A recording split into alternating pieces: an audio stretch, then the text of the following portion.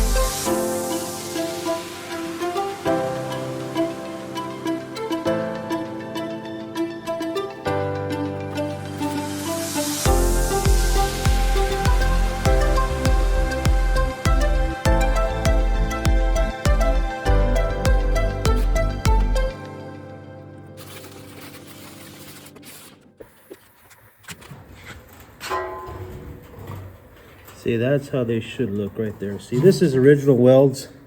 Look how small they are. This is how they should be, more like this, nice and wide, plenty of metal. They barely put any metal welding these. If they would have welded down in here like a plate to fasten this all together, that would have been okay then, but they didn't. Oops. This leg did not crack, but I thought I would weld it just in case, because the other two legs have cracked on me. So that ought to get started before it cracks on me. And now should be a little better. This one foot had broke off on me, so sorry. This one foot had broke off on me, and I had to re-weld it, and it was really nasty because when it's sticky and nasty, it's hard to get a good weld. It looked terrible. So put an extra weld on there, kind of cleaned it up a little bit. But now we just gotta rinse this out, wash it out, put it back together, and we're good to go again. That's a lot of work to do. A little bit upsetting. So how they make this look, they make it look like it's pretty thick. You see that? And they're like, oh man, that's a good 1/16 of an inch there. But if you look here, you could see, so I believe they fold this over. And so the rim is a little bit thicker than the rest. There's just too much flex in there. I have a piece of angle iron. I want to roll and put it around the edge, and that should strengthen that up a lot. And once that's done, a lot of this might not happen anymore, no more cracks. If I need to, I'll bring from this angle iron down to these legs, and it'll really strengthen things up. But I don't think we'll have to. I think just that rim up there will do a lot. It won't want to flex out of shape. It'll stay in shape, and since it will have to stay in shape, there'll be less flex, a lot more stiffness. But anyways, got some honeydew extract.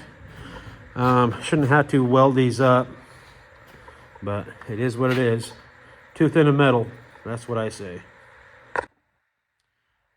So anyways, I do like this Dadant extractor. I like the speed control that you have here. I think it's a lot better than this. But like I said, I just leave this all the way tightened down, and I do good there. Now, I probably spin a little longer in here. I don't really time it, but it's I'm doing other things, so it doesn't matter how long it's spinning as long as I get all the honey out. This one here takes about 10 minutes, and so what I'll do is I'll set it about 2 or 3, let it run for a couple minutes, turn it up, let it run for another couple minutes, turn it up a couple more minutes until it's all maxed, and then let it run for about 4 minutes. And that does pretty good with the 10 minutes there. But like I said, it's just too flimsy. Like I said, they roll this top piece over. They make it look like it's thick, but it's not thick. It's just rolled over on top. So it's half as thick as that is right there. The rest of the tank. So you got some movement as it's, when you first put the honey in, it's not very balanced. There's a lot of flex that goes on. So very annoying. So like you can see that these legs cracked. So I welded them, and originally I welded them well. There was still honey residue in there just to make things, to get things going. This one happened last year, and it's nasty, really nasty to try to weld that. Well, there's honey residue in there. This one didn't crack, but I put extra welds on there. You can see these are the original welds. Like, they put very little filler metal in, and that one's not a very good weld either. It looks like mine. And so since there's not a lot of material there, they're not, look at the spacing that they have of those. So it's not very good. And then I cracked this one here last night, and that was a pain to weld. And so that's why you see in the video of me taking it out, washing it down, and holding it right. And this piece down in here, you can see I've welded that before too. That came loose. So I had to weld that in place. I do like how this is. This is pretty nice. But it's if it wasn't for how flimsy this is, I would really like it. I actually bought a 1-inch angle. I'm going to take and roll and then bolt it on the edge, or tack weld it on the edge here. And that'll get rid of this flex going on. And if I need to, I'll bring up from the legs up to that point. Another thing I dislike, the space from here to here, or rather from here to here, isn't very wide. So it's, a frame will fit in there without touching, but you got to be very straight and very careful. You're always hitting here, or maybe even hitting here. And when you hit here, it's kind of bad, because then you have the honey dripping down.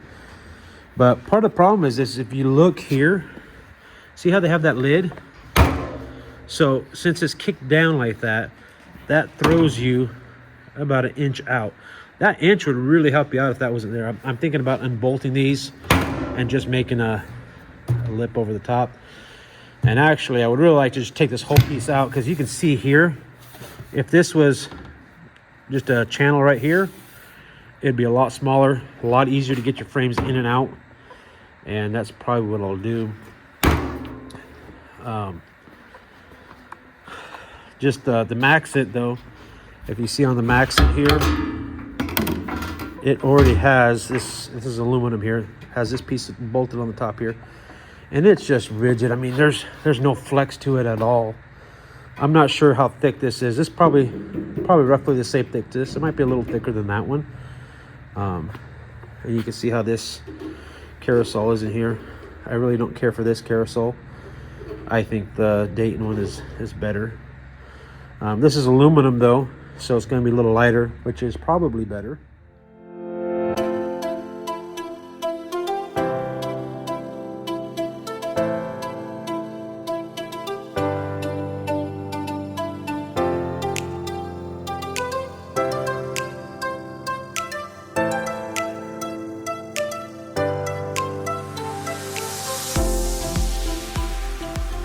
Well, it's on here now. I still have to drill holes to mount the motor and the cage in here, but it is not perfect. It's fairly round. It wasn't really round before anyway, so I'm not too concerned about that. One of the things though I don't like is it's not perfectly flat. It's as good as I can get it without doing too much extra work. But you can see here, now, there's like no flex in that at all. Oh. And that's what's going on. It's flexing as it's running, cracking the legs and everything. Now, I think now when we bolt this thing down, I don't think it's gonna be much of that at all. Everything should pretty much be held really solid. If I do have any issues, I will come from the legs up all the way, so that way it gives it more rigidity all in here. But I think it'll be fine. I don't think it's going to be an issue at all. But I'm happy to get this done, because it's been on my list to do, so that way I don't fight this all the time. So I'm happy that I finally have done this.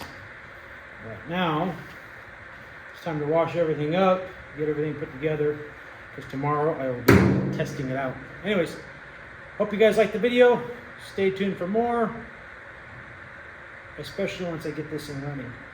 Maybe I'll put that on the video. I don't know if this will be the end of the video, but if it is, I appreciate you guys watching. I hope you give it a like, and I hope you share it with others. So if any of you have the Dadant extractor, it's something you might want to consider doing.